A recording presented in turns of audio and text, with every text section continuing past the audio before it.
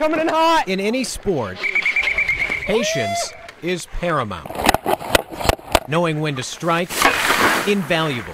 But in every game, no matter what the arena, no amount of skill or protection I'm about to wheel it! can slay a menace lurking around every collision.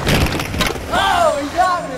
That was big, though. And every fall. That was the biggest one. It was constant headaches for weeks upon weeks. Thomas Worthington High School senior Nick Hiley remembers his first concussion well. It happened playing football freshman year. I had neck spasms, really couldn't move my neck either way. Tunnel vision where your peripheral vision was almost blurred. This isn't your ankle. It's not something you can just tape it up and play through. And you know, over the last couple of years, it's become the #1 diagnosis that we see in our offices. Dr. Stephen Cuff says a helmet may protect your skull, but your brain is different. Think of the yolk inside of this egg as your brain. This glass, your skull. Even if you cover it with something like a helmet, if there's a big impact, your brain is still going to be moving back and forth against your skull. So companies like Shockbox are focusing on the next best thing, early detection. Once an impact is detected, they can actually prevent them going back out onto the field concussed.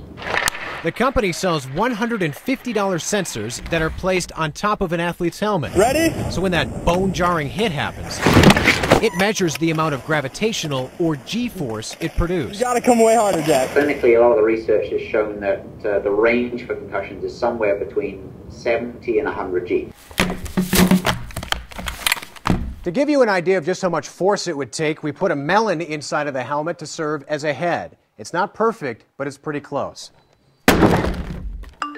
After we dropped the helmet, the sensor in the phone went off and highlighted in orange, meaning that trainers and coaches need to check on that player for a potential concussion. It gives them another tool in their toolbox to assist in the concussion problem. I was thrilled to see something like that out there because, again, these boys they think they're invincible. Local mom Mary Lynn Buster has 2 boys who play impact sports. Her oldest suffered a bad concussion playing hockey. It's sketchy turning on these freaking blades, man. Hockey is a very expensive sport, but again, you know, how can we not take that one extra step to protect them?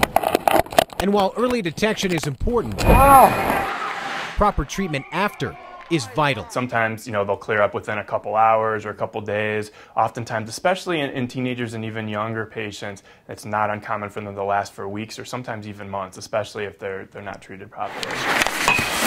So Dr. Cuff says taking physical and mental breaks are key, which is not always an easy sell to teens. It was not fun. Nick Hiley needed to sit out several months before he was cleared to return from his first concussion. You may feel like, oh, you can play through it and they'll go away, but your headaches will not go away.